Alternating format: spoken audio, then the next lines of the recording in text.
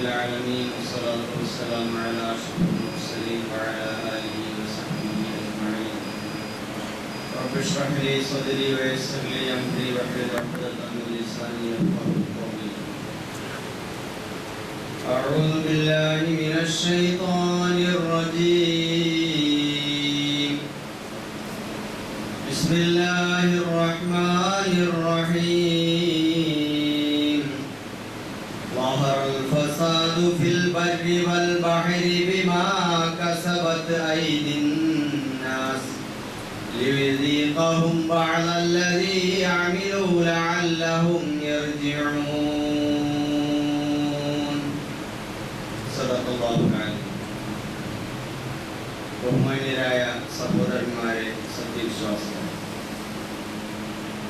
സർവശക്തനായ അല്ലാഹു സുബ്ഹാനഹു വ തആലയുടെ വിധിവിലക്കുകളും അവന്റെ അന്ത്യദൂതൻ മുഹമ്മദ് റസൂലുള്ളാഹി സ്വല്ലല്ലാഹു അലൈഹി വസല്ലമിന്റെ ജീവിതചര്യകളും അനുധാവനം ചെയ്ത് ജീവിതത്തെ അല്ലാഹുവിന്റെ പ്രീതിക്കും പരലോക വിജയത്തിനും പ്രാപ്തമായ നിലയിൽ മുന്നോട്ട് കൊണ്ടുപോകാൻ ഞാൻ എൻ്റെ സഹോദരങ്ങളെ ഓർമ്മിപ്പിക്കുകയാണ്.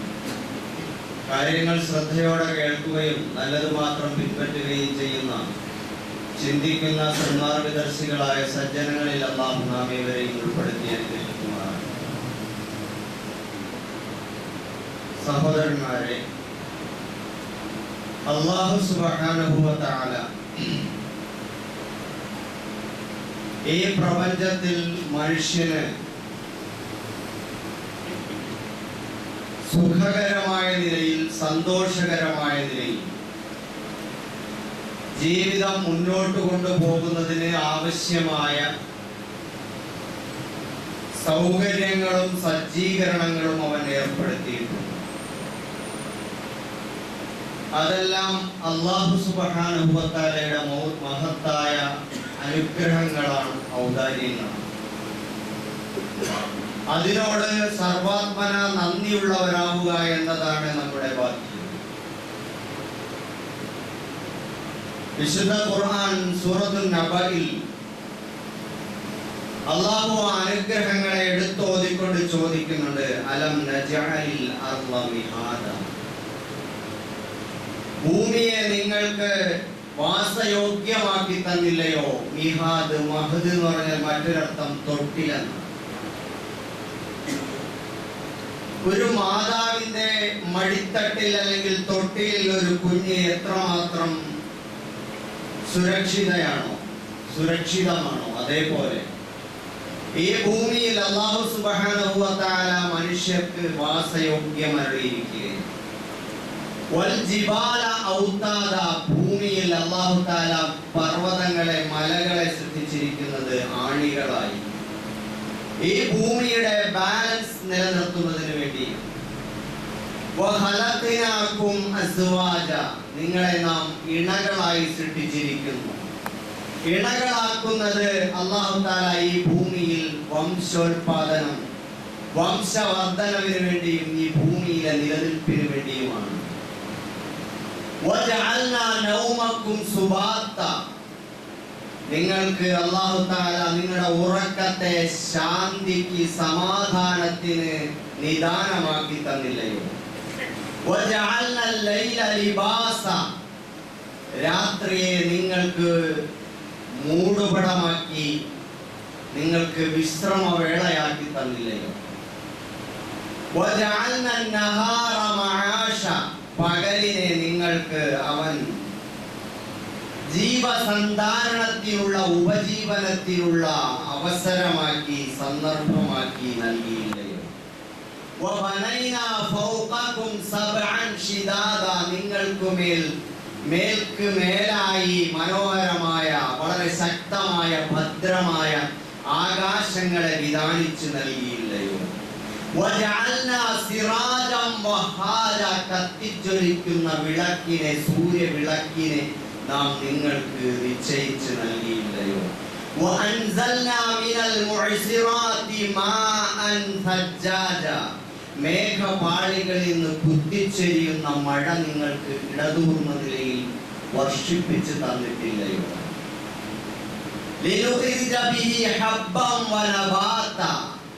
അതിലൂടെ ധാന്യങ്ങളെ, സസ്യങ്ങളെ അവൻ ഉൽപ്പാദിപ്പിച്ചു നൽകുകയാണ്. ഇടതൂർന്ന തോട്ടങ്ങളെയും അല്ലാഹു തആല അവൻ സൃഷ്ടിച്ച് സംവിധാനിച്ച് നൽകുകയാണ്. അങ്ങനെ മനുഷ്യന് വാസയോഗ്യമാക്കി തന്നിരിക്കുകയാണ്. യാ അയ്യുഹന്നാസു ഉഅ്ബുദൂ റബ്ബക്കുമുല്ലദീ ഖലഖക്കും വല്ലദീന മിൻ ഖബലിക്കും ലഅല്ലക്കും തത്തഖൂൻ. നിങ്ങളെയും നിങ്ങളുടെ പൂർവികരെയും സൃഷ്ടിച്ച റബ്ബിന് നിങ്ങൾ കീഴ്വണങ്ങണം, അവനെ ആരാധിക്കണം, അവനെ കീഴ്പ്പെടണം, അവൻ അടിമപ്പെട്ട് സർവാത്മന അവൻ അനുസരിച്ച് ജീവിക്കണം എന്നാവശ്യപ്പെട്ടിട്ട് അല്ലാഹു പറഞ്ഞെന്താണ്?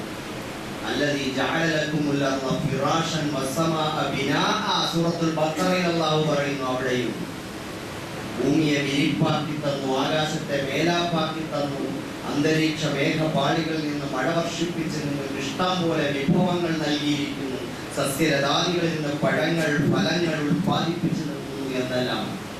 അപ്പൊ ഈ അർത്ഥത്തിൽ മനുഷ്യന് അസ്വസ്ഥതയ്ക്കോ അസമാധാനത്തിനോ വെപ്രാളത്തിനോ നിമിത്തമാകുന്ന ഒരു തരത്തിലുള്ള അവസ്ഥയും ഭൂമിയിൽ സാധാരണഗതിയിൽ മനുഷ്യർക്കില്ല.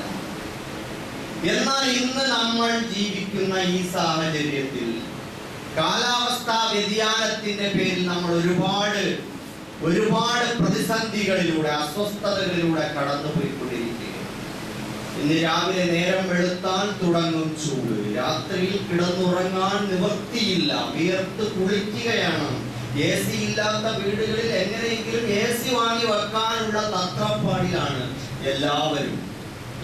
ഫാന് പോരാർക്കും, കൂളർ പോരാർക്കും, അതിലപ്പുറം AC തന്നെ വേണം. AC-യിൽ പോലും ജീവിക്കാൻ കഴിയുന്നില്ല. AC-യിൽ തന്നെ എപ്പോഴും കഴിയണം, പുറത്തിറങ്ങാൻ നിവൃത്തിയില്ല. വിയർത്തൊലിച്ചുകൊണ്ടിരിക്കുകയാണ്, ദാഹിച്ച് വലഞ്ഞുകൊണ്ടിരിക്കുകയാണ്, ക്ഷീണമാണ്, തളർച്ചയാണ്, ആകപ്പാടെ നമുക്ക് പ്രശ്നമാണ്. നമുക്ക് അല്ലാഹു സുബ്ഹാനഹു വ തആല വളരെ മനോഹരമായ നിലയിൽ വാസയോഗ്യമാക്കി തന്ന ഈ ഭൂമിയുടെ കാലാവസ്ഥ വ്യതിയാനപ്പെട്ട് ആകപ്പാടെ അസ്വസ്ഥതകളിലും വെപ്രാളങ്ങളിലുമാകുന്നു. മനുഷ്യർ മരിക്കുകയാണ്, സൂര്യതാപം ഏൽക്കുകയാണ്, ആകെ പ്രശ്നമാണ്. കന്നുകാലികൾ, പ്രാണികൾ, ജീവജാലങ്ങൾ മരിച്ചൊടുങ്ങുകയാണ്. വെള്ളം കിട്ടാതെ പറവകൾ ഇങ്ങനെ അലഞ്ഞു തിരിയുകയാണ്. അപ്പൊ സഹോദരന്മാരെ, അതേസമയം അല്ലാഹു സുബ്ഹാനഹു വ തആല നമുക്ക് ഈ ഭൂമിയെ വാസയോഗ്യമാക്കി തന്നിട്ടുണ്ട്, എല്ലാ സൗകര്യങ്ങളും നൽകി. പ്രത്യേകിച്ച് നമ്മൾ അധിവസിക്കുന്ന ഈ കേരളം, ദൈവത്തിന്റെ സ്വന്തം ഭൂമി എന്നൊക്കെ പലരും പറയാറുള്ള ഈ കൊച്ചു കേരളം, ഇവിടെ നമുക്ക് സമശീതോഷ്ണാവസ്ഥയാണ്. സമമായ നിലയിലാണ് ശീതവും ഉഷ്ണവും തണുപ്പും ചൂടുമെല്ലാം. ഉത്തരേന്ത്യൻ സംസ്ഥാനങ്ങളിലോ മറ്റു ഏതെങ്കിലും നാടുകളിലോ ഒക്കെ പോകുമ്പോൾ അവിടെ ഒന്നുകിൽ അതിശൈത്യം അല്ലെങ്കിൽ അതിതാപം അനുഭവിച്ച് വല്ലാതെ പ്രയാസപ്പെടുകയാണ്. മനുഷ്യന് ജീവിക്കാൻ പറ്റാത്ത രീതിയിലുള്ള പ്രയാസങ്ങൾ അനുഭവപ്പെടുകയാണ്. അപ്പൊ ഈ അങ്ങേയറ്റം സമശീതോഷ്ണമായിട്ടുള്ള നമ്മുടെ ഈ നാടിനെ അല്ലാഹു നമുക്ക് അനുഗ്രഹിച്ചു തന്നത് കേരളക്കാരെ പ്രത്യേകിച്ച് റബ്ബിനെ സ്തുതിക്കേണ്ട കാര്യമുണ്ട്. കാരണം എന്താ? ഈ നമ്മുടെ ഭൂമധ്യരേഖയുടെ ഏകദേശം അടുത്ത സ്ഥാനത്താണ് നമ്മുടെ കേരളം നിലകൊള്ളുന്നത്. അത് വളരെ അനുകൂലമായ ഒരു ഘടകം. അതേപോലെ തന്നെയാണ് അറബിക്കടലിന്റെ തീരപ്രദേശമാണ് കേരളം എന്ന് പറയുന്നത്. അതുകൊണ്ട് തന്നെ നമുക്ക് ഈ സമശീതോഷ്ണാവസ്ഥ നിലനിർത്താൻ പറ്റുന്നു. സമൃദ്ധമായ മഴ, മൺസൂൺ കാലങ്ങളിൽ ആവശ്യമായ യഥേഷ്ടം മഴ ലഭിച്ചുകൊണ്ടിരുന്ന ഒരു ഭൂപ്രദേശമാണ്. സമൃദ്ധമായ നിലയിൽ സസ്യങ്ങൾ, കേരളം തിന്നും കേരള നാട് എന്ന് പറയുന്നത് പോലെ തന്നെ കേരളത്തിൽ ഇഷ്ടം പോലെ മരങ്ങളും ചെടികളും കൃഷിയും ഒക്കെ തന്നെ ധാരാളം ഉണ്ടായിരുന്ന ഒരു ഭൂപ്രദേശമാണ്.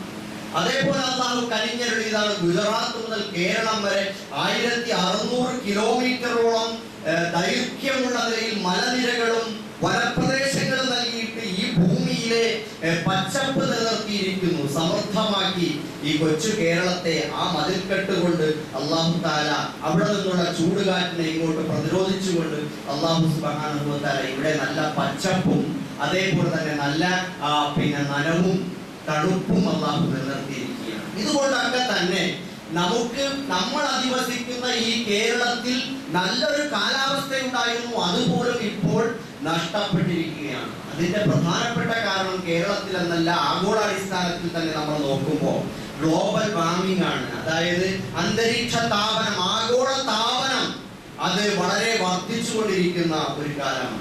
ഈ സൂര്യന്റെ ചൂട്, സൂര്യൻ ഇങ്ങോട്ട് തുപ്പിക്കൊണ്ടിരിക്കുന്ന ഈ കഠിനമായ ചൂട് ഇത് ഭൂമിയിൽ വന്നിട്ട് അതിന്റെ ഒരു ഭാഗം തിരിച്ച് അത് പോവുകയാണ്. തിരിച്ചു പോകുമ്പോൾ അന്തരീക്ഷത്തിൽ ഹരിതവാതകങ്ങൾ നിലനിൽക്കുകയാണ്. പിന്നെ പെട്രോളിൽ നിന്നും, അതുപോലെ പിന്നെ ഡീസലിൽ നിന്നും, അതുപോലെ മീഥയിൽ നിന്നും ഒക്കെ തന്നെയുള്ള വാതകങ്ങൾ വമ്പിച്ച തോതിൽ ആളുകൾ വാഹനങ്ങൾ ഉപയോഗിച്ചുകൊണ്ടിരിക്കുന്നു. ആരും കാൽനടയായിട്ടും പൊതുവാഹനങ്ങളിൽ യാത്ര ചെയ്യാൻ തയ്യാറല്ല. ആളുകളുടെ സ്വകാര്യ ആവശ്യങ്ങൾക്ക് വേണ്ടി അവരെല്ലാവരും പൊതുനിരത്തിൽ വാഹനങ്ങളുമായി ഇറങ്ങുകയാണ്. അതിനനുസരിച്ച് നമ്മുടെ റോഡുകൾക്ക് വീതി കൂടിക്കൊണ്ടിരിക്കുകയാണ്. അപ്പോൾ ഈ പൊതുനിരത്തിൽ എല്ലാവരും, ഒരു വീട്ടിൽ തന്നെ 1, 2, 3, 5 വാഹനങ്ങളുള്ള വീടുകളുണ്ട്. എല്ലാവർക്കും വാഹനമാണ്. വീട്ടിലുള്ള എല്ലാവരും ഒരുമിച്ചാണ് പണ്ട് യാത്ര ചെയ്തിരുന്നെങ്കിൽ ഇന്ന് അങ്ങനെയല്ല. ഓരോരുത്തരും ഓരോ 4 വീലറുമായിട്ട് പൊതുനിരത്തിൽ ഇറങ്ങുകയാണ്. അപ്പോൾ ഇതിലൂടെ ഈ പെട്രോൾ, ഡീസൽ എല്ലാം തന്നെ കത്തി അതിന്റെ പുക ഈ അന്തരീക്ഷത്തിലേക്ക് ഉയരുകയാണ്. അവിടെ പിന്നെ അത് അങ്ങോട്ട് പോകാൻ പറ്റാത്ത നിലയിൽ. അതേപോലെ തന്നെ മീഥൈൻ, ഇതൊക്കെ തന്നെ. അതുപോലെ ഫാക്ടറികൾ, മനുഷ്യൻ വമ്പിച്ച തോതിൽ ഉൽപാദനങ്ങൾ നടത്തുമ്പോൾ ഫാക്ടറികളിൽ നിന്ന് പുറത്തു പോകുന്ന ഈ പുകപടലങ്ങൾ, അതേപോലെ തന്നെ വിഷവായു, ഇതെല്ലാം തന്നെ അന്തരീക്ഷത്തിൽ തങ്ങി നിൽക്കുകയാണ്. അങ്ങോട്ട് കടത്തിവിടുന്നില്ല. അവിടെ തടഞ്ഞു നിൽക്കുന്നത് കൊണ്ട് തന്നെ ഇവിടെ ചൂട് വർദ്ധിക്കുന്നു എന്നാണ് വളരെ വസ്തുനിഷ്ഠമായി ശാസ്ത്രം അതിന്റെ നിജസ്ഥിതികൾ വെച്ചിട്ട് വിവരിച്ചു തരുന്നത്. ഇതൊരു സത്യമാണ്. അതേപോലെ തന്നെയാണ് നമ്മൾ അനുഭവിക്കുന്ന മറ്റൊരു പ്രശ്നം വനനശീകരണം എന്നുള്ളതാണ്. ഇവിടെ നമ്മൾ പറഞ്ഞു, പശ്ചിമഘട്ട മേഖലയിൽ വമ്പിച്ച മലനിരകളും വനങ്ങളും ഒക്കെയുണ്ട്. നമ്മുടെ നാടുകളിൽ തന്നെ ധാരാളമായി മലകളും കുന്നുകളും മൊട്ടക്കുന്നുകളും ഉയർന്ന പ്രദേശങ്ങളും കയറ്റങ്ങളും അതേപോലെ തന്നെ മരങ്ങളും ഒക്കെ ധാരാളമായി വെച്ചുപിടിപ്പിച്ചിരുന്നു. ഒരു കാലത്ത് നമ്മുടെയൊക്കെ വീട്ടുമുറ്റങ്ങളിലും പരിസരങ്ങളിലും ഒക്കെ തന്നെ നോക്കിയാൽ ഇഷ്ടം പോലെ പച്ചപ്പുള്ള മരങ്ങൾ കാണാൻ കഴിയുമായിരുന്നു. നമുക്ക് ആവശ്യമുള്ള പഴവർഗ്ഗങ്ങളൊക്കെ അവിടെ നിന്ന് തന്നെ പറിച്ചെടുക്കാൻ കഴിയുമായിരുന്നു. ഇന്നെല്ലാം ഇതൊക്കെ വെട്ടി നശിപ്പിച്ചുകൊണ്ടിരിക്കുകയാണ്. കാരണം വികസനത്തിന്റെ പേരിൽ അവിടെയൊക്കെ തന്നെ. അതേപോലെ തന്നെ നഗരവൽക്കരണം എന്ന് പറയുന്നത്. അപ്പൊ ഈ കാട്, വനപ്രദേശങ്ങൾ, മരങ്ങളുള്ള പ്രദേശങ്ങൾ, മലകളുള്ള പ്രദേശങ്ങൾ, ഇതൊക്കെ ഇടിച്ചു നിരത്തി വനങ്ങൾ വെട്ടിവെളിപ്പിച്ച് അവിടെയൊക്കെ എന്ത് ചെയ്യുന്നു? അവിടെയൊക്കെ കോൺക്രീറ്റ് ബിൽഡിങ്ങുകൾ കെട്ടി ഉയർത്തിക്കൊണ്ടിരിക്കുന്നു, ഫാക്ടറികൾ ഉയർത്തിക്കൊണ്ടിരിക്കുന്നു, മനുഷ്യന് ഫ്ലാറ്റുകൾ ഉയർത്തിക്കൊണ്ടിരിക്കുന്നു, താമസിക്കാനുള്ള മറ്റ് സംവിധാനങ്ങൾ ഉയർത്തിക്കൊണ്ടിരിക്കുകയാണ്. അതുപോലെ ടാറിട്ട റോഡുകൾ ഭൂപ്രദേശങ്ങളിൽ വർദ്ധിച്ചു വരുന്നു. ബാക്കിയുള്ള മേഖലകളിൽ ആളുകൾ പിന്നെ ഇന്റർലോക്ക് ചെയ്തിട്ട് വെള്ളം ഉള്ളിലേക്ക് കടക്കാൻ പറ്റാത്ത നിലയിലാക്കിയിരിക്കുന്നു. അപ്പൊ ഇവിടെയൊക്കെ തന്നെ ഈ കോൺക്രീറ്റ് ബിൽഡിങ്ങുകൾ, ടാറിട്ട റോഡുകൾ, ഇതേപോലുള്ള സംവിധാനങ്ങളില് ചൂട് വർദ്ധിക്കുന്നതിന് കാരണമാകുന്നു. നഗരവൽക്കരണങ്ങൾ കാരണമായിട്ട് ഇവിടെ പിന്നെ ശാസ്ത്രീയമായി തെളിയിക്കപ്പെട്ടുകൊണ്ടിരിക്കുന്നത്. അപ്പൊ ഇവിടെ എന്ത് ചെയ്യുന്നു? ഈ ചൂടിനെ താങ്ങാൻ ഇവിടെ മരങ്ങളില്ല, ആ അവസ്ഥയിലേക്ക് വരുന്നു. ഇങ്ങനെയുള്ള കാരണങ്ങൾ വമ്പിച്ച തോതിലുണ്ടായിത്തീരുന്നു. അതേപോലെ തന്നെയാണ് കടലിൽ ചൂട് വർദ്ധിക്കുക. അപ്പൊ ഇങ്ങനെയൊക്കെയുള്ള വമ്പിച്ച തോതിലുള്ള പ്രശ്നങ്ങൾ ഉണ്ടാകുമ്പോൾ ഇവിടെയൊക്കെ നമ്മൾ പ്രധാനമായി ശ്രദ്ധിക്കേണ്ട ഒരു കാര്യം, 2 തരത്തിലുള്ള കാരണങ്ങളുണ്ട്. ഞാൻ വിശദീകരിക്കാം. അതിൽ ഒന്ന് പ്രധാനമായിട്ട് ഇത് തന്നെയാണ്. ഈ അല്ലാഹു സുബ്ഹാനഹു വ തആല പ്രകൃതിയെ വൻസൽന മിനൽ മുഅ്സിറാത്തി മാഅൻ ഫജ്ജാജ, മേഘപാളികളിൽ നിന്ന് മഴ വർഷിപ്പിച്ചിട്ട് വഅഖറജ ബിഹി മിനസ് സമറാത്തി റിസ്ഖൻ ലക്കും, അല്ലെങ്കിൽ ഇവിടെ ഒരുപാട് സസ്യലതാദികൾ, നബാത്തുകളെ ഉൽപ്പാദിപ്പിച്ചു എന്ന് പറയുന്ന ആയത്തിന്റെയൊക്കെ അടിസ്ഥാനത്തിൽ ധാരാളമായി ചെടികളും മരങ്ങളും സസ്യങ്ങളും കൃഷിയും ഒക്കെ ഉണ്ടാകുന്ന ഒരു അവസ്ഥയുണ്ടായിരുന്നു. ഇതെല്ലാം അങ്ങോട്ട് പോകുമ്പോഴേക്ക് ഉണ്ടാകുന്ന ഒരു പ്രശ്നമാണ്. ആ സന്തുലിതമായ ഈ ശുദ്ധമായ പരിസ്ഥിതിയെ സംരക്ഷിക്കാൻ നമുക്ക് കഴിയുന്നില്ല എന്നുള്ളത് അതിലേറ്റവും വലിയ ഒരു പ്രധാനപ്പെട്ട കാര്യമാണ്. ഭൂമിയെ സംബന്ധിച്ചിടത്തോളം ഇവിടെയുള്ള കടലും അതുപോലെ നദികളും പുഴകളും തടാകങ്ങളും ചമ്പൽക്കാടുകളും അതേപോലെ ചതുപ്പ് നിലങ്ങളും ഇതൊക്കെ തന്നെ ഭൂമിയിലെ ജീവനാഡികളാണ്. മനുഷ്യ ശരീരത്തിൽ ബ്ലഡ് സർക്കുലേഷൻ നടക്കുന്നത് പോലെ ഭൂമിയിലെ ബാലൻസ് അള്ളാഹു നിലനിർത്തുന്നതിന് വേണ്ടി ഇവിടെ ഉണ്ടാക്കിയിട്ടുള്ള സംവിധാനങ്ങൾ. ഇതുപോലെ തന്നെയാണ് മരങ്ങൾ എന്ന് പറയുന്നത്. ഈ മരങ്ങളും അല്ലാഹു സുബ്ഹാനഹു വ തആല അങ്ങനെയാണ് നിലനിർത്തിയിട്ടുള്ളത്. ഒരു ശ്വാസകോശം പോലെയാണ് ഭൂമിയുടെ ശ്വാസകോശം പോലെയാണ് മരങ്ങൾ നിലകൊള്ളുന്നത്. മരങ്ങൾ മനുഷ്യൻ ഇവിടെ ഉണ്ടായിത്തീരുന്ന മനുഷ്യൻ ഒഴിവാക്കുന്ന ഈ കാർബൺ ഡൈ ഓക്സൈഡ് അതൊക്കെ ഈ മരങ്ങൾ വലിച്ചെടുക്കുകയാണ്. പകരം അത് ഓക്സിജൻ ഉൽപ്പാദിപ്പിച്ചിട്ട് പുറത്തു വിട്ടുകൊണ്ടിരിക്കുക. അപ്പൊ ഈ മരങ്ങളെയാണ് നമ്മൾ നശിപ്പിച്ചുകൊണ്ടിരിക്കുന്നത്. ഈ ഇത്തരത്തിൽ മരങ്ങളും ഓക്സിജൻ കാർബൺ ഡൈ ഓക്സൈഡ് വലിച്ചെടുത്ത് ഓക്സിജൻ പുറന്തള്ളുമ്പോ ഇവിടെ നമ്മൾ മനസ്സിലാക്കാനുള്ളത് അതിലൂടെ ഇവിടെ ഒരു ശുദ്ധീകരണം നടക്കുകയാണ്. അതേപോലെ തന്നെ അന്തരീക്ഷത്തിലുള്ള പൊടിപടലങ്ങളും പുകയും ഇതൊക്കെ തന്നെ ഇതെല്ലാം ഈ മരങ്ങൾ പ്രതിരോധിക്കുന്ന അവസ്ഥയാണുള്ളത്. അതേപോലെ ഒരു മരത്തിന്റെ കീഴിൽ അയാൾക്ക് കിട്ടുന്ന ഒരു തണലിനെ സംബന്ധിച്ച് പറയുന്നത് 3 മുതൽ 5 ഡിഗ്രി സെൽഷ്യസ് വരെ അയാൾക്ക് തണുപ്പ് അനുഭവപ്പെടുമെന്നാണ് പറയുന്നത് ഒരു മരത്തിൽ നിന്ന് തന്നെ. അപ്പൊ ഇതെല്ലാം നമ്മൾ വെട്ടി നശിപ്പിക്കുകയാണ്. അതേപോലെ തന്നെ നമുക്ക് ശ്വാസകോശ രോഗങ്ങൾ ഇല്ലാതാക്കുന്ന പറയുന്നത്. അതെന്താണ്? ഇവിടെയുള്ള പൊടിപടലങ്ങളും വിഷമയമായിട്ടുള്ള പുകകളും ഒക്കെ തന്നെ ഇത് പ്രതിരോധിക്കുന്നത് കാരണമായിട്ട് നമുക്ക് അത്തരത്തിലുള്ള അസുഖങ്ങളിൽ നിന്നും നമുക്ക് രക്ഷ നേടാൻ കഴിയും. ഇതേപോലെ നമ്മുടെ വീട്ടുമുറ്റങ്ങളിലും പരിസരങ്ങളിലും നമ്മുടെ തൊടികളിലും ഭൂമികളിലും ഒക്കെ നമ്മൾ വെച്ചുപിടിപ്പിക്കുന്ന മരങ്ങൾ ഇതൊക്കെ വഴിയായിട്ട് നമുക്ക് ഈ പറയപ്പെടുന്ന ശുദ്ധവായു മാത്രമല്ല, അല്ലെങ്കിൽ ഓക്സിജൻ കിട്ടുന്നത് മാത്രമല്ല, വിഷമയമായ അവസ്ഥ ഇല്ലാതാക്കുന്നത് മാത്രമല്ല, ഇത് മനുഷ്യന് ആവശ്യമായ ഫലവർഗ്ഗങ്ങൾ പഴവർഗ്ഗങ്ങൾ കിട്ടുമായിരുന്നു. ഇന്ന് നമുക്കൊരു പഴവർഗ്ഗം വേണമെങ്കിൽ നമ്മൾ കഴിക്കുന്ന 3 നേരത്തെ ഭക്ഷണത്തിന് പുറമെ അതിന് അകമ്പടിയായിട്ട് എന്തെങ്കിലും ഒരു ഫ്രൂട്ട്സ് ചേർക്കണമെങ്കിൽ അത് ഷോപ്പിൽ നിന്ന് വാങ്ങിക്കൊണ്ടുവരുന്ന സാധനം മാത്രമേ കിട്ടുന്നുള്ളൂ. ചക്ക അത് പുറന്തള്ളപ്പെട്ടു പോയിക്കൊണ്ടിരിക്കുന്നു. മാങ്ങ നമ്മുടെ വീട്ടുവളപ്പിൽ നിന്ന് കിട്ടാതായിരിക്കുന്നു. ഇതേപോലുള്ള പപ്പായ ഇതെല്ലാം ഇതേപോലുള്ള വീട്ടുവളപ്പിൽ നിന്ന് യഥേഷ്ടം സുലഭമായി ഉൽപ്പാദിപ്പിച്ചുകൊണ്ടിരുന്ന പഴവർഗ്ഗങ്ങൾ ഇതെല്ലാം തന്നെ നമ്മൾക്ക് സ്ഥലമില്ല. അവിടെയൊക്കെ ഇന്റർലോക്ക് ഇട്ടിരിക്കുകയാണ്. അല്ലെങ്കിൽ ഉള്ള സ്ഥലം ആകപ്പാടെ ഒരു വീട് നിറഞ്ഞു നിൽക്കുകയാണ്. വേറെ ഒന്നിനും അവിടെ സ്ഥലമില്ല. വീട്ടിലുള്ള ആരും ഒരു കൂട്ടുകുടുംബമായി ജീവിക്കുന്നില്ല. ഉള്ള പ്രദേശത്ത് മുഴുവൻ എന്തെങ്കിലുമൊക്കെ ഒന്ന് കെട്ടിവെച്ചിട്ടുണ്ട്, സിമന്റ് വെച്ചിട്ട്. അങ്ങനെ അവിടെ എല്ലാം നഷ്ടപ്പെട്ടു പോകുന്ന, എല്ലാ പച്ചപ്പും എടുത്തു പോകുന്ന അവസ്ഥയാണ് ഉള്ളത്. ബാക്കിയുള്ള സ്ഥലത്തൊക്കെ വീട്ടിലുള്ള പ്ലാസ്റ്റിക്കുകളും അതും ഇതുമൊക്കെ കൊണ്ടുവന്നിട്ട് അവിടെ ഒന്നും കൃഷി ചെയ്യാൻ പറ്റാത്ത നിലയിൽ അത് മാറ്റി ആക്കിയിട്ടിട്ടുമുണ്ട്. അതുകൊണ്ട് ഒന്നും വെച്ച് പിടിപ്പിച്ചാലും അതൊന്നും അവിടെ നിന്ന് പോയില്ല. അതിന്റെ ഉൽപാദന ശേഷിയും നഷ്ടപ്പെടുത്തി കളഞ്ഞു.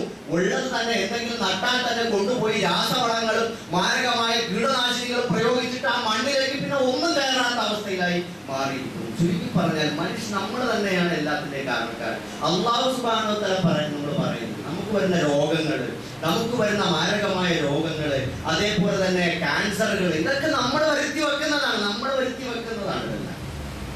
അപ്പൊ പറഞ്ഞു വരുന്നതെന്ന് വെച്ചാൽ അത്തരത്തിലുള്ള നമുക്ക് ആവശ്യമായ പഴങ്ങൾ കിട്ടാനുള്ള ഒരു മാർഗമാണ് മരങ്ങൾ എന്ന് പറയുന്നത്. അതേപോലെ തന്നെ ജീവജാലങ്ങൾ ഒരുപാട് അവരുടെ ആവാസ കേന്ദ്രമാണ്. ഒരുപാട് ഉറുമ്പുകളുടെ, പ്രാണികളുടെ, പറവകളുടെ, കൊച്ചു കിളികളുടെ, അള്ളാഹുവിന്റെ ഭൂമിയിൽ അള്ളാഹു അലങ്കാരമായി സൃഷ്ടിച്ചിട്ടുള്ള ആ പറവകളുടെയും പ്രാണികളുടെയും ജീവജാലങ്ങളുടെയും ഒക്കെ കൂടുകൾ കിട്ടുന്നത്, പാർപ്പിടങ്ങൾ ഉണ്ടാക്കുന്നത്, അതിന്റെ ജീവിതത്തിന് ആവശ്യമായിട്ടുള്ള വിഭവങ്ങൾ കണ്ടെത്തുന്നതൊക്കെ തന്നെ ഈ മരത്തിൽ നിന്നാണ്. റസൂലുള്ളാഹി സ്വല്ലല്ലാഹു അലൈഹി വസല്ലം പറഞ്ഞു, മാ മിൻ മുസ്ലിമിൻ യഗ്രിസു ഗർസൻ, ഒരു മുസ്ലിമുമില്ല ഒരു മരം നടുകയാണ് അയാൾ ഒരു ചെടി കൊണ്ടുപോയി നടുകയാണ്, അല്ലെങ്കിൽ ഒരു കൃഷി ചെയ്യുകയാണ് അയാൾ. ഫയഅകുലു മിൻഹു ഇൻസാൻ, അതിൽ നിന്നൊരു മനുഷ്യൻ ഭക്ഷിക്കുകയും ഒരു പഴം അല്ലെങ്കിൽ ഒരു കായ എന്തെങ്കിലും അതിൽ നിന്ന് അവൻ കറിയായിട്ടോ പഴമായിട്ടോ അവൻ ഉപയോഗപ്പെടുത്തുകയാണ്. അങ്ങനെ ഉപയോഗപ്പെടുത്തുന്ന അല്ലെങ്കിൽ ഒരു പറവ പക്ഷി വന്നിട്ട് കൊത്തി തിന്നുകയാണ്. അയ്യോ നല്ല പഴമായിരുന്നു, നല്ല മാങ്ങയായിരുന്നു, വിളഞ്ഞ് തുടുത്തു നിൽക്കുന്ന മാമ്പഴം രാവിലെ പറിക്കാമെന്ന് വിചാരിച്ചു. രാവിലെ നോക്കിയപ്പോൾ കിളി വന്നിരുന്ന് കൊത്തി തിന്നുകൊണ്ടിരിക്കുകയാണ്. നല്ല പപ്പായയാണ്, അതിങ്ങനെ വിളഞ്ഞ് പഴുത്ത് നിൽക്കുകയാണ്. അത് പറിക്കാമെന്ന് പറഞ്ഞ് നോക്കി നിന്നപ്പോഴുണ്ട് കാക്ക വന്ന് കൊത്തിക്കൊണ്ടിരിക്കുക. വിഷമിക്കേണ്ട. അല്ലെങ്കിൽ ഏതെങ്കിലും ഒരു മൃഗം തിന്നുകയാണ്, പറവ തിന്നുകയാണ്, മനുഷ്യൻ തിന്നുകയാണ്. ഇല്ല, അത് ഓരോന്നിനും അയാൾക്ക് സദഖയാണ് എന്ന് റസൂലുള്ളാഹി സ്വല്ലല്ലാഹു അലൈഹി വസല്ലം. അപ്പൊ മരം എന്ന് പറയുന്നത് അത് ഈ പഴം തിന്നൽ മാത്രമല്ല, അത് നട്ടുപിടിപ്പിക്കുന്നതിലൂടെ മറ്റുള്ളവർക്ക് ഓക്സിജൻ സമ്മാനിക്കുന്നു എന്ന അർത്ഥത്തിലും അത് നമുക്കും മറ്റുള്ളവർക്കും അത് അള്ളാഹുവിന്റെ പരിസ്ഥിതിയെ സംരക്ഷിക്കാൻ പറ്റുന്ന നിലയിലുള്ള ഒരു ദാനമാണ്, സദഖയാണ് എന്നുകൂടി നമ്മൾ മനസ്സിലാക്കണം. ആ അർത്ഥത്തിൽ മറ്റൊരു ഹദീസ് കാണാൻ പറ്റും. നബി സല്ലല്ലാഹു അലൈഹി വസല്ലം പറഞ്ഞു, അന്ത്യനാൾ സംഭവിക്കുകയാണ്. ഇതാ അന്ത്യനാൾ എന്ന് പറയുമ്പോൾ അന്ത്യനാൾ കൊണ്ട് ആയി കഴിഞ്ഞു. അപ്പോഴാണ് അവന്റെ കയ്യിൽ ഒരു ചെടിയുണ്ട്, ഒരു ചെറിയ ചെടിയുണ്ട്.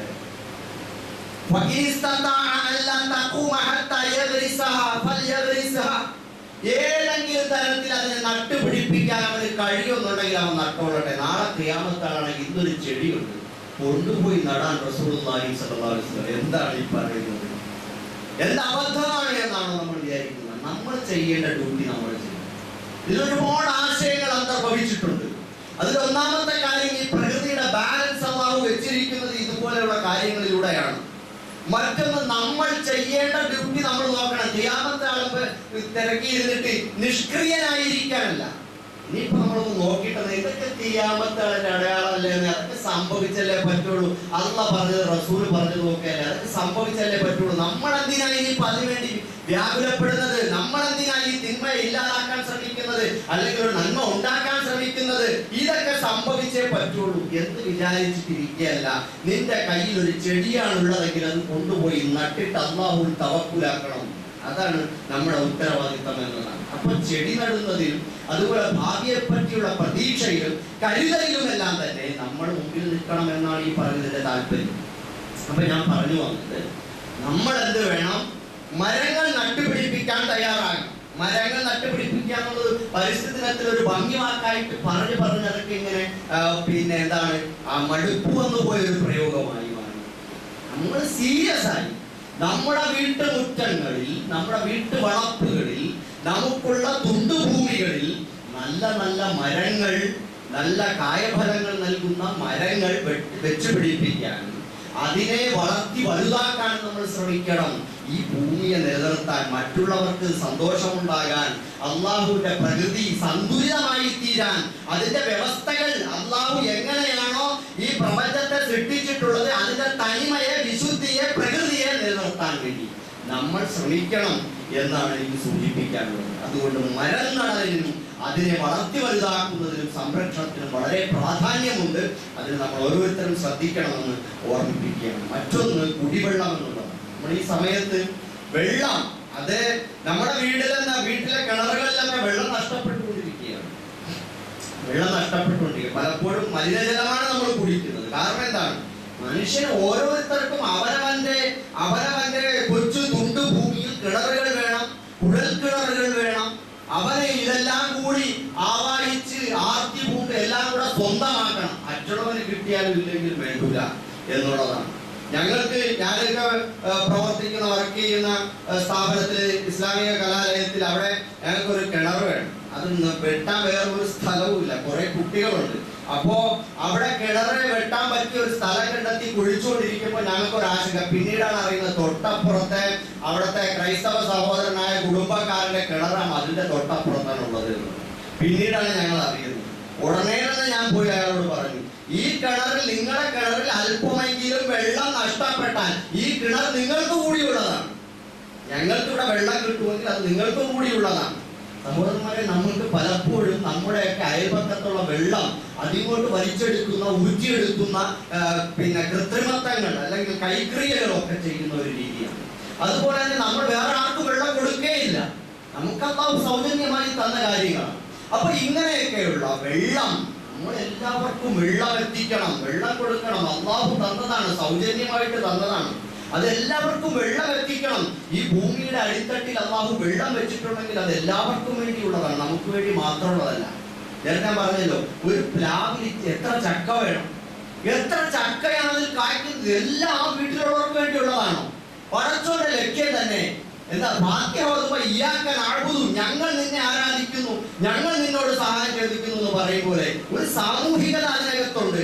എനിക്ക് മാത്രം സഹായം കിട്ടിയപ്പോൾ ഞങ്ങൾക്ക് എല്ലാവർക്കും വേണം. ഇതേപോലെ തന്നെ അല്ലാഹു സഹായം തരുമ്പോഴും ഒരു പ്ലാവിലെ 10 ചക്കയല്ല വീട്ടിലുള്ള, ഇക്കൊല്ലം നിങ്ങൾ ഓരോ സമയത്തായിട്ട് ഒരു 10-15 ചക്ക നിങ്ങൾ ഉപയോഗിച്ചാൽ മതി, നിങ്ങൾ വീട്ടിൽ ഇത്രയും പേരല്ലേ ഉള്ളൂ എന്ന് പറഞ്ഞിട്ടല്ല അല്ലാഹു ചെയ്തിരിക്കുന്നു. അള്ളാഹു എല്ലാം ഈ ഖദറിൻ കൃത്യമായ കണക്കിലും അനുപാതത്തിലുള്ള തന്നിട്ടുള്ളത്. ഒരു പക്ഷേ ആ നാട്ടിലുള്ള ആളുകൾക്ക് വേണ്ടിയാണ്, അവിടെയുള്ള ആ നാട്ടിലും പ്രദേശത്തുള്ള ആളുകൾക്ക് വേണ്ടിയാണ്. വീട്ടിൽ നിൽക്കുന്ന മാമ്പഴം അത് നമുക്ക് വേണ്ടി മാത്രമല്ല, ആ പരിസരത്തുള്ള ആളുകൾക്കെല്ലാം കൊടുക്കണം. സക്കാത്തിനെയാണ് സൂചിപ്പിക്കുന്നതെങ്കിലും അതിന്റെ സ്പിരിറ്റ് എന്താണ്? എല്ലാവർക്കും വിളവെടുക്കുന്ന ദിവസത്തിൽ അതിന്റെ അവകാശം എല്ലാവർക്കും കൊടുക്കണമെന്നാണ്. നിന്റെ വീട്ടിൽ നിൽക്കുന്ന റംബുട്ടാൻ മരത്തിൽ നോക്കിയിട്ട് നല്ല പഴുത്ത് തുടുത്ത് നിൽക്കുന്ന റംബുട്ടാൻ പഴങ്ങൾ നോക്കിയിട്ട് അവൻ വെള്ളം ഊറിയിട്ട് പോയാണ്. കുട്ടി ഉമ്മയോട് പിണങ്ങാൻ, ഉമ്മച്ചി ഒരെണ്ണം എനിക്ക് വാങ്ങി തരുമോ എന്ന് ചോദിക്കാണ്. അതിൽ ഉമ്മളെ വായ പൊത്തിയിട്ട് പൊട്ടിപ്പോന്ന് പറയാണ്. അല്ല, നമ്മൾ അങ്ങനെ തേടി വരുന്നവനും ആവശ്യക്കാരനും അയൽവക്കത്തുള്ളവരും കൂടി കൊടുത്തിട്ടേ നമ്മൾ തിന്നാവുള്ളൂ, നമ്മൾ കഴിക്കാവുള്ളൂ. അപ്പോഴേ ബർക്കത്തുണ്ടാവുള്ളൂ. ഇതേപോലെ തന്നെയാണ് എല്ലാ കാര്യങ്ങളും. ഈ വെള്ളം എല്ലാവർക്കും എത്തിക്കണം, അത് പാഴാക്കരുത്, അത് അമിതമായി ഉപയോഗിക്കരുത്. ഒന്നുകൊടുക്കാൻ വേണ്ടി ശ്രമിച്ചാലും, കുളിക്കാൻ വേണ്ടി ശ്രമിച്ചാലും, ബാത്റൂമിൽ പോയാലും, അതുപോലെ തുണി അലക്കിയാലും ഈ വെള്ളം അനാവശ്യം പാഴാക്കി കളയരുത്. പടച്ചോൻ അതിനൊരു അളവിലോടുകൂടി നമ്മളെ ഏൽപ്പിച്ചതാണ്. അതുകൊണ്ട് അത് നിങ്ങൾ ഒഴുകുന്ന നദിയിൽ നിന്നാണ് ഒന്നു ചെയ്യുന്നതെങ്കിലും അമിതമായി 3 വട്ടം കഴുകേണ്ടിടത്ത് നീ 4ാമത്തെ വട്ടം ചെയ്യുന്നത് ഇസ്രാഫാണ്, തബ്ദീറാണ്, അത് തെറ്റാണ്, പാപമാണ്. ഇതേപോലെ നമ്മൾ എവിടെയും അവിടെ മിതത്വം പാലിക്കാൻ നമുക്ക് സാധിക്കണം. അതുപോലെ നമ്മൾ ഇഷ്ടം പോലെ വെള്ളം കുടിക്കണം. ഭയങ്കരമായ പ്രശ്നമാണ്. ഇപ്പൊ പറയുന്നത് എന്താണ്? രാവിലെ മുതൽ 10 മണി കഴിഞ്ഞ് 11 മണി മുതൽ 3 മണി വരെയുള്ള സമയത്തൊന്നും പൊതുനിരത്തിൽ ഇറങ്ങരുതെന്നും പണിയെടുക്കരുതെന്നും ഹാർഡ് വർക്കുകൾ ചെയ്യരുതെന്നൊക്കെ പറയുന്നുണ്ട്. ഇതിലൊക്കെ കാര്യങ്ങളുണ്ട്. പക്ഷെ നമ്മൾ ശ്രദ്ധിക്കാണെന്ന് വെച്ചാല് അതോടൊപ്പം തന്നെ നമ്മുടെ കുട്ടികളെ ഈ അവധിക്കാലത്തൊക്കെ ഇറങ്ങി ഇങ്ങനെ കളിച്ച് പറഞ്ഞു നടക്കുകയാണ്. അപ്പൊ ഈ താപം ഈ കുട്ടികളെ ഏൽക്കൂല. ആ കുട്ടികൾക്ക് വേറെ എന്തെങ്കിലും അസൈൻമെന്റുകളും വർക്കുകളൊക്കെ കൊടുത്തിട്ട് അവരെ സന്തോഷിപ്പിക്കണം, കളികളൊക്കെ കൊടുക്കണം. പുറത്തിറങ്ങാത്ത കുട്ടികളാണ് ഇവരൊക്കെ. എപ്പോഴും ഇതിനകത്ത് ഇരുന്നവരാണ്. പക്ഷെ ഇപ്പൊ പുറത്തിറങ്ങേണ്ട ഒരു സമയമുണ്ട്. പക്ഷെ ഈ പുറത്തിറങ്ങാൻ പറ്റുന്നില്ല, ഭയങ്കരമായ ചൂടാണ്. ആ കുട്ടികൾ ഇറങ്ങി അവർക്ക് ഭയങ്കരമായ അസുഖങ്ങളും ബുദ്ധിമുട്ടുകളും ഒക്കെ ഉണ്ടാവും. അതുകൊണ്ട് നമ്മൾ അവരുടെ കാര്യത്തിൽ ജാഗ്രതയുള്ളവരാണ്. കുട്ടികളായാലും നമ്മളായാലും ധാരാളം വെള്ളം കുടിക്കണം. അള്ളാഹു തന്നതാണല്ലോ, അത് ഇസ്രാഫാവില്ല. ഇഷ്ടംപോലെ വെള്ളം കുടിക്കണം, വെള്ളം ധാരാളമായിട്ട് കുടിക്കണം. അതേപോലെ തന്നെ ഇത്തരത്തിൽ നമ്മുടെ കുട്ടികളുടെ കാര്യത്തിൽ നമ്മൾ അത്തരം കാര്യങ്ങൾ ശ്രദ്ധിക്കണം. എത്രത്തോളം എന്ന് വെച്ചാല് വെള്ളം കൊടുക്കുക എന്ന് പറയുന്നത്, നമ്മൾ ഉത്തരേന്ത്യയിലൊക്കെ പോയാല് അവിടെ ആദ്യമായിട്ട് തന്നെ എന്താ, നല്ല തെളിഞ്ഞ ഒരു ഗ്ലാസ്സിൽ നിറയെ പച്ചവെള്ളം കൊണ്ടുവന്ന് തരും. നല്ലൊരു സംസ്കാരം, ഇസ്ലാമിന്റെ നല്ലൊരു സംസ്കാരം. അതെന്താ, ഏതൊരു വീട്ടിൽ ചെന്നാലും ഈ ശുദ്ധജലം അല്ലാഹു തന്നിട്ടുള്ള ഏറ്റവും വലിയ അനുഗ്രഹം ശുദ്ധജലമാണ് എന്ന് റസൂലുള്ളാഹി സ്വല്ലല്ലാഹു അലൈഹി വസല്ലം. കുടിനീരാണ്. അപ്പൊ ഇത് ഏത് വീട്ടിൽ ചെന്നാലും ഉള്ളവന്റെ ഇല്ലാത്തവന്റെ വീട്ടിൽ ഒരു സങ്കോചമില്ലാതെ സൽക്കരിക്കാൻ പറ്റുന്ന വെള്ളം. അവർ പറയുന്നത് പനിപ്പിലായി എന്നാണ്. വെള്ളം കുടിപ്പിച്ചാൽ പനിപ്പിലായി എന്ന് അങ്ങോട്ടേ പറയാൻ പറ്റും. പനിപ്പിലായി എന്ന് ആർക്കും ഒരു ബുദ്ധിമുട്ടില്ല. നല്ല ഗ്ലാസ്സില് നല്ല വൃത്തിയോടെ കൊണ്ടത് പച്ചവെള്ളം ഇങ്ങനെ ഒഴിച്ചു തരുമ്പോ ഇതിനെ കാണാനുള്ള ആ ഭംഗി, അത് കുടിച്ചാലുള്ള ഒരു രുചി, അത് കുടിച്ചു കഴിഞ്ഞാലുള്ള ഒരു സന്തോഷം, അൽഹംദുലില്ലാഹ് എന്ന് പറയാൻ നമുക്ക് കഴിയും. ഇതൊക്കെ നമ്മൾ ശീലിക്കേണ്ട രീതികളാണ്. വീട്ടിൽ ആരെങ്കിലും ഒക്കെ വന്നാൽ ആ വെള്ളം കൊടുക്കേണ്ട സമയത്ത് യാതൊരു മടിയില്ലാതെ പച്ചവെള്ളം കുടിച്ച് ശീലിക്കണം. ഇപ്പൊ ഇവിടെ ഡോക്ടർമാരൊക്കെ ഉണ്ട്, ചൂടുവെള്ളം കുടിക്കണം എന്നൊക്കെ പറയും. കാരണം നമ്മളെ വെള്ളമൊക്കെ അങ്ങനെ ആയിട്ടുണ്ട് അല്ലേ. അപ്പൊ അതില് വെള്ളമൊക്കെ തന്നെ മലിനമായിരിക്കുന്നു. അത് പലതരത്തിലുള്ള രോഗങ്ങൾ പരത്തുന്നതിനൊക്കെ കാരണമാകുന്ന സമയത്ത് ചൂടുവെള്ളം കുടിക്കാൻ പറഞ്ഞാൽ അത് നമ്മൾ കേൾക്കണം. പക്ഷെ എങ്കിലും ഈ ശുദ്ധജലം അതിന്റെ ഒരു ആസ്വാദനവും അതിന്റെ ഒരു വിതരണവും അതിനെ ഒരു സൽക്കരിക്കുന്ന ഒരു രീതിയും ഒക്കെ ഇന്ന് എടുത്തു പോയിരിക്കുകയാണ്. അപ്പൊ അതൊക്കെ വെള്ളം അത് ഏറ്റവും വലിയ അനുഗ്രഹമാണ് എന്നും നമ്മൾ മനസ്സിലാക്കേണ്ടത്. ഞാൻ അവസാനിപ്പിക്കുകയാണ്. റസൂലുള്ളാഹി സ്വല്ലല്ലാഹു അലൈഹി വസല്ലം പറഞ്ഞ ഹദീസ് മുമ്പ് ഞാൻ സൂചിപ്പിച്ചിട്ടുണ്ട്, സന്ദർഭോചിതമായി പറയാം. യാ മഅ്ശറൽ മുഹാജിരീന ഖംസുൻ ഇദാ ബതുലിതും ബിഹിന്ന വഅഊദു ബില്ലാഹി അൻ തുദ്രികൂഹുന്ന. റസൂലുള്ളാഹി സ്വല്ലല്ലാഹു അലൈഹി വസല്ലം പറയുന്നു, മുഹാജിറുകളായ സഹാബികളെ വിളിച്ചിട്ട് പറയുകയാണ്, മുഹാജിറുകളായ സഹോദരന്മാരെ, നിങ്ങൾ 5 കാര്യങ്ങൾ സൂക്ഷിക്കണം.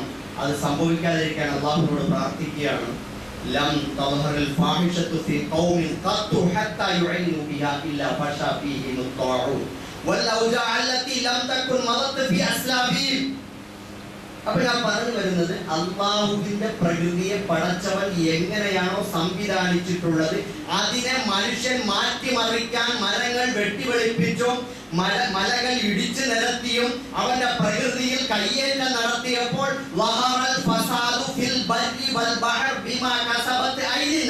മനുഷ്യ കരങ്ങൾ പ്രവർത്തിച്ചത് നിമിത്തമായി കരയിലും കടലിലും കുഴപ്പങ്ങൾ, ഫസാദുകൾ, ഫിത്നകൾ തലപൊക്കിയിരിക്കുന്നു. അല്ലാഹു തആല ഇതിലൂടെ നിങ്ങൾ ചെയ്ത നിന്റെ ദുരന്ത ഫലം നിങ്ങളെ തന്നെ അനുഭവിപ്പിക്കുകയാണ്. ലഅല്ലഹും യർജൂന, അവർ മടങ്ങാൻ വേണ്ടി, ഇതൊക്കെ തിരുത്താൻ വേണ്ടി എന്ന് അല്ലാഹു തആല പറയും. അപ്പൊ നമ്മൾ വരുത്തി വെച്ചതാണ് നമ്മൾ അനുഭവിക്കുന്നത്. ചൂട് ആര് കൊണ്ട് തന്ന? നമ്മൾ തന്നെ വരുത്തി വെച്ചതാണ്. അപ്പൊ അത് മാറ്റാൻ വേണ്ടി ശ്രമിക്കണം, അള്ളാഹുവിലേക്ക് പശ്ചാത്തപിക്കണം. ഇതിന്റെ ആത്മീയമായ മറ്റു ചില കാരണങ്ങളുണ്ട്. നബി സല്ലല്ലാഹു അലൈഹി വസല്ലം പറയുകയാണ്, ഒരു സമൂഹത്തിൽ അശ്ലീലതയും അരാജകത്വങ്ങളും വ്യാപകമായാൽ, ഇന്ന് നമ്മുടെ നാടല്ലേ, വ്യാപകമായാൽ എത്രത്തോളം അത് ഹത്താ യുഈനു ബിഹാ, അത് ഇങ്ങനെ പരസ്യമായി തീരുകയാണ്. ഇല്ലാ ഫശാ ഫീഹി മുത്തഊൻ, അവർക്ക് മാരകമായ പനി, പലതരത്തിലുള്ള പനികൾ, പ്ലേഗുകൾ, ഇതൊക്കെ തന്നെ പടർന്നു പിടിക്കും. അവരുടെ പൂർവിക സമൂഹത്തിൽ ഉണ്ടാവാത്ത തരത്തിലുള്ള പലതരത്തിലുള്ള രോഗങ്ങൾ അവരെ പടർന്നു പിടിക്കും എന്ന് റസൂലുള്ളാഹി സ്വല്ലല്ലാഹു അലൈഹി വസല്ലം. വലം യൻഖുസുൽ മിക്യാല വൽ മീസാൻ, അളവ് തൂക്കങ്ങളിൽ കൃത്രിമം കാണിച്ചാൽ, കമ്പോളങ്ങളിൽ കൃത്രിമത്വം കാണിച്ചാൽ, മായം ചേർത്താൽ, അവിടെ അവിഹിതമായി സമ്പാദിക്കാൻ ശ്രമിച്ചാൽ, ഇല്ല ഉഹിദു ബിസിനീൻ വശിദ്ദത്തിൽ മുഊന വജൗരി സുൽത്താനി അലൈഹിം, അവർക്ക് ക്ഷാമവും അതുപോലെ തന്നെ കടുത്തമായ വരൾച്ചയും ദാരിദ്ര്യവും അതുപോലെ അവർക്ക് മേൽ ശത്രുക്കളുടെ അധികാരവും ചെലുത്തലും ഒക്കെ ഉണ്ടായിത്തീരും എന്ന് റസൂലുള്ളാഹി സ്വല്ലല്ലാഹു അലൈഹി വസല്ലം. വലം യംനഉ സകാത അംവാലിഹിം ഇല്ലാ മുനിഉൽ ഖത്റ മിനൽ മാ, സകാത്ത് കൊടുക്കില്ല. പാവപ്പെട്ട ആളുകൾ ഒരുപാട് കഷ്ടപ്പെട്ട് ജീവിച്ചുകൊണ്ടിരിക്കുമ്പോൾ അവർക്ക് അവകാശപ്പെട്ട സകാത്ത് കൊടുക്കാതെ സമ്പത്ത് കുന്നുകൂട്ടി വെച്ചുകൊണ്ടിരുന്നാൽ അവർക്ക് മഴയില്ലാതായി തീരും. മൃഗങ്ങളും കൂടി ഇല്ലായിരുന്നു അല്ലാഹ് മഴ തന്നെ വർഷിപ്പിക്കില്ലായിരുന്നു. വലം യൻഖുസു വലം യൻഖുദു അഹദല്ലാഹി വറസൂലി ഇല്ലാ സല്ലല്ലാഹു അലൈഹിം അദുവൻ മിൻ ഗൈരിഹിം വഉഖിദു ബഅലമാ ഫീ ഐദിഹിം. നബി സല്ലല്ലാഹു അലൈഹി വസല്ലം പറയുകയാണ്, അല്ലാഹുവിനോടും റസൂലിനോടുമുള്ള കരാറുകൾ ലംഘിച്ചാൽ ശത്രുക്കൾ അവർക്ക് മേൽ ആധിപത്യം ചെലുത്തും. അതുപോലെ വമാലം തഹക്കും അയിമ്മത്തുഹും ബി കിതാബില്ല, അവരുടെ നേതാക്കന്മാര് അല്ലാഹുവിന്റെ ഗ്രന്ഥമനുസരിച്ച് വിധി നടപ്പാക്കിയില്ലെങ്കിൽ വയതഖയ്യറു മിമ്മാ അൻസലല്ലാഹ്, അല്ലാഹു അവതരിപ്പിച്ച ഖുർആനിൽ തോന്നിവാസം കാണിച്ചാൽ ഇല്ല ജഅലല്ലാഹു ബഅസഹും ബൈനഹും, അവർക്കിടയിൽ ആഭ്യന്തര ശൈഥില്യങ്ങൾ ഉണ്ടാക്കി തീർക്കും. അപ്പൊ നമ്മളൊക്കെ ചെയ്തു വെക്കുന്ന ഒന്ന്, അല്ലാഹുവിന്റെ ഡയറക്റ്റ് കൽപ്പനകൾ, അവന്റെ ദീനിന്റെ കൽപ്പനകളെ ലംഘിക്കുന്ന മുഖേന അല്ലാഹു സുബ്ഹാനഹു വ തആല ഡയറക്റ്റ് ആയിട്ട് നൽകുന്ന പലതരത്തിലുള്ള സാമൂഹിക പ്രശ്നങ്ങളും ദുരന്തങ്ങളും നമ്മൾ അനുഭവിക്കുന്നു. മറ്റൊന്ന്, പടച്ചവന്റെ പ്രകൃതിയിൽ നമ്മൾ വരുത്തി വെക്കുന്ന നമ്മുടെ തലതിരിഞ്ഞ വികസന മോഹങ്ങളും ആർത്തിപൂണ്ട സമീപനങ്ങളും കാരണം അല്ലാഹു തആല പ്രകൃതിയെ നമുക്കെതിരെ തിരിച്ചുവിടുന്ന അവസ്ഥ. ഈ രണ്ട് കാരണങ്ങൾ കൊണ്ട് ഇതെല്ലാം ഉണ്ടായിത്തീരുകയാണ്. അതുകൊണ്ട് അല്ലാഹുവിലേക്ക് പശ്ചാത്തപിക്കുക, നമസ്കാരത്തിൽ കൂടുതൽ ശ്രദ്ധയുള്ളവരാവുക, ഇസ്തിഗ്ഫാർ വർദ്ധിപ്പിക്കുക, പാപമോചനം തേടുക, അല്ലാഹുവിലേക്ക് കൂടുതൽ അടുക്കുക, മറ്റുള്ളവരോട് കൂടുതൽ കരുണയുള്ളവരായി തീരുക. ഇർഹമു മൻ ഫിൽ അർളി യർഹമുകും മൻ ഫിസ് സമാ, ഭൂമിയിലുള്ളവരോട് കരുണ കാണിക്കുക, ആകാശത്തുള്ളവർ നിങ്ങളോട് കരുണ കാണിക്കുമെന്ന് റസൂലുള്ളാഹി സ്വല്ലല്ലാഹു അലൈഹി വസല്ലം. സഹോദരന്മാരെ, ഈ കാലഘട്ടത്തിലാണ് നമ്മൾ ഇതുവരെ കേട്ട് കേൾവിയില്ലാത്ത ഏറ്റവും ഭീകരവും പൈശാചികവുമായിട്ടുള്ള മനുഷ്യഹത്യകൾ നടക്കുന്ന ഒരു കാലമാണിത്. അതുകൊണ്ട് തന്നെ ആഗോളതലത്തിൽ അതിനെ ചെറുക്കാത്ത മനുഷ്യന്മാർ നോക്കുകുത്തികളായി ഇരിക്കുകയാണ്. കൊച്ചു കുഞ്ഞുങ്ങൾ, എത്രയേറെ കൊച്ചു കുട്ടികളാണ്, ലക്ഷക്കണക്കിന് കോടിക്കണക്കിന് പിഞ്ചു മക്കളും വിധവകളും പാവങ്ങളും അല്ലാഹുവിന്റെ അടുക്കലേക്ക് ഞങ്ങൾക്കൊരു രക്ഷകരത്തായെന്ന് നിലവിളിച്ചിരിക്കുകയാണ്. അവരുടെ ആ നിലവിളിക്കുള്ള ഉത്തരം എന്ന നിലയിൽ അല്ലാഹു നമുക്കെതിരെ കൂടി എല്ലാവരെയും, അക്രമികളെ മാത്രമല്ല എല്ലാവർക്കും അതിന്റെ ശിക്ഷ അനുഭവപ്പെടുന്ന ഒരവസ്ഥയായിരിക്കും ഉണ്ടായിത്തീരുക. അല്ലാഹു കാത്തുരക്ഷിക്കുമാറാകട്ടെ. അതുകൊണ്ട് നമ്മുടെ അവസ്ഥകൾ നന്നാക്കുക, പടച്ചവനിലേക്ക് കൂടുതൽ അടുക്കുക, തെറ്റുകൾ തിരുത്തുക. അള്ളാഹുവിന്റെ ദീനിന്റെ കൽപ്പനകൾ നമ്മൾ പാലിക്കുന്നവരാകുക. എല്ലാവർക്കും വെള്ളം കൊടുക്കുക, വെള്ളം സംരക്ഷിക്കുക, മരങ്ങൾ നട്ടുപിടിപ്പിക്കുക, അതിൻ്റെതായ ഫലങ്ങൾ നമുക്ക് ആസ്വദിക്കുക, മറ്റുള്ളവർക്ക് പകർന്നു കൊടുക്കുക. അള്ളാഹു നമ്മെ എല്ലാവരെയും അനുഗ്രഹിക്കുമാറാകട്ടെ. റബ്ബനാ തഖബ്ബൽ മിന്നാ ഇന്നക അൻതസ് സമീഉൽ അലീം വതുബ് അലൈനാ ഇന്നക അൻതത് തവ്വാബ്. ഒന്ന് രണ്ട് അത്യാവശ്യ കാര്യങ്ങൾ